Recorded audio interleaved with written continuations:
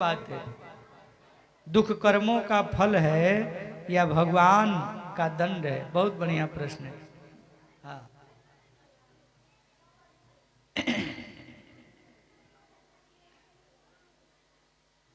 दुख कर्मों का फल है या भगवान का दंड है? पहले दुख समझ लीजिए और आगे थोड़ा। तीन तरह का दुख होता है। एक होता है शारीरिक दुख, शरीर में बीपी हो गया, शुगर हो गया, टीबी हो गया, कैंसर हो गया, किसी तरह का शारीरिक रोग को कहते हैं शारीरिक दुख। दूसरा होता है मानसिक दुख। मानसिक दुख किसको कहते हैं? टेंशन को, चिंता को, क्रोध को, उदास रहते हो, कांपने लगते हो, चिड़चिड़ापन आ जाता है, किसी की बात अच्छा नहीं लगता, ये है मानसिक दुख। सोचे थे कि बेटा का विवाह बहुत बढ़िया घर में करेंगे, बहुत ठाट बाट से करेंगे। बेटा ने क्या किया, अपने पड़ोसी एगो जो है काम करने वाली बाई थी, उसी का बेटी को लेके भाग गया। अब भाग गया तो क्या हुआ? मन में मानसिक दुख। इसको क्या कहते हैं? मानसिक दुख। तो मैंने शारीरिक दुख बताया, मानसिक दुख बताया, और तीसरा है दैविक दुख, देव द्वारा दिया गया दुख। जैसे कहीं अनावृष्टि हो गई, बहुत अधिक वर्षा पड़ गई, कहीं बहुत बड़ा आग लग गया, कहीं ओला गिर गया, कहीं भूकंप हो गया, सुनिए कहीं जल इतना पड़ गया, अभी कोरोना आया ना, ये है दैविक दुख। कहीं बादल फट गया,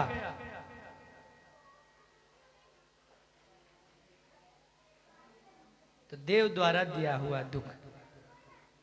अब इसमें अपना कर्मों का फल है या कि ईश्वर का दिया? कुछ तो अपने कर्मों का फल है और कुछ ईश्वर द्वारा।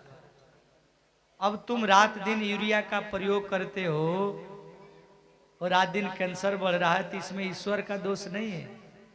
तुमने इतना प्रकृति का दोहन किया है, इतना धुआं फैलाया है, किसी का फेफड़ा खराब हो रहा है, तो इसमें ईश्वर का दोष नहीं है। तुमने ऐसा समाज बना दिया है, तुमने ऐसा माहौल पैदा कर दिया है कि रोज रोग होंगे, हजारों बच्चे मरेंगे, क्योंकि ऐसा भोगवादी दुनिया बन गई है।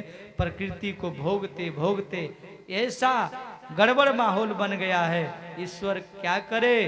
अपना मनुष्य दुख का कारण स्वयं है, अपने कर्म ही अपना दुख का कारण बन रहा है। आपके शरीर में कोई रोग हुआ तो आप ही ने ऐसा ऐसा भोजन खाया, ऐसा ऐसा संयम नहीं बरता, संयम से रहा नहीं, योग ध्यान किया नहीं, आलसी बने रहे और गोदाम भरते रहे भरते रहे, तो आप बीमार पड़ेंगे ही पड़ेंगे। शारीरिक का जो नियम है वो नियम का पालन नहीं करिएगा। 100 दवा का एक इलाज है संयम। आप इतना दवा लेके घूमते हैं लेकिन खाने में मना रहने वाले नहीं है। डॉक्टर बोला है मीठा नहीं खाना है, लेकिन दवा इतना लेके चलेंगे, लेकिन जहां रसगुल्ला दिखा, जो होगा देखा जाएगा, डालो, चलने लगा।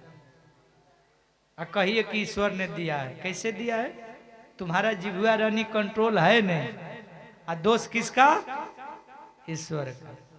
हर जगह आदमी भूल स्वयं करता है और दोष लगा देता है ईश्वर का, प्रकृति का नहीं। अपना स्वयं का भवन सुधारिए और इसको ठीक से समझिएगा। हाँ, आपके बाप दादा भूल करते हैं तो घूर फिर के पूरे प्रकृति पर दोष। गलती कुछ लोग करते हैं लेकिन सजा पूरी प्रकृति को मिल जाता है। लेकिन इसका अर्थ ये नहीं है कि ईश्वर आपको दोष दुख देना चाहता है। आप प्रकृति को गलत भोगते हैं, प्रकृति आपको सजा देती है। गुजरात में कांड हुआ था आज से 20 वर्ष पहले, हजारों लोग मर गए। ईश्वर ने किया था। गैस का प्रयोग हो रहा था, प्रयोग हुआ, लीला हो गए।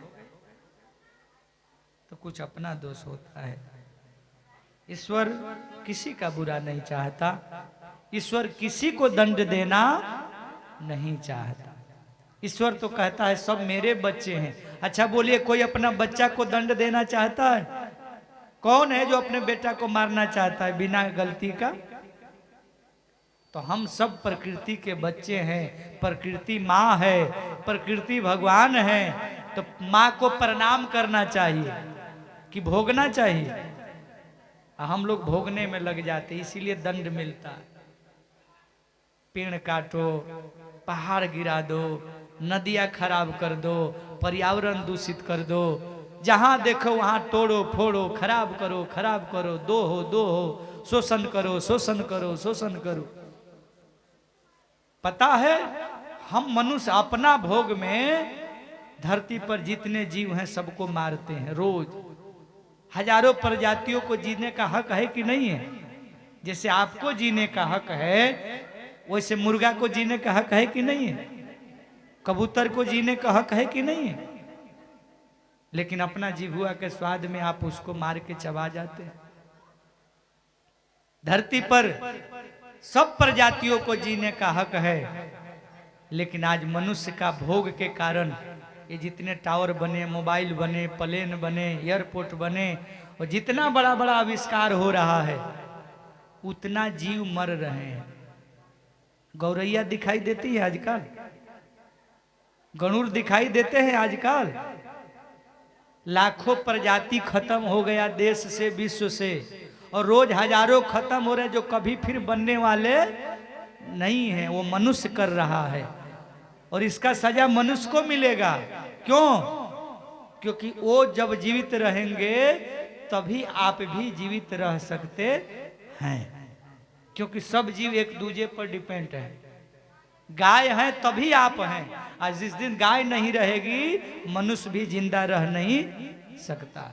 इसलिए सभी धरती के जीव को एक दूसरे पर रहना जरूरी है। हम सोचते हैं कि सबको मार के मनुष्य मौज करेगा।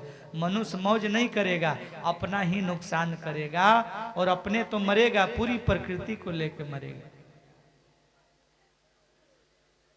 इसीलिए प्रजातियां विलुप्त हो रही है, लाखों प्रजातियां रोज समाप्त हो रही है।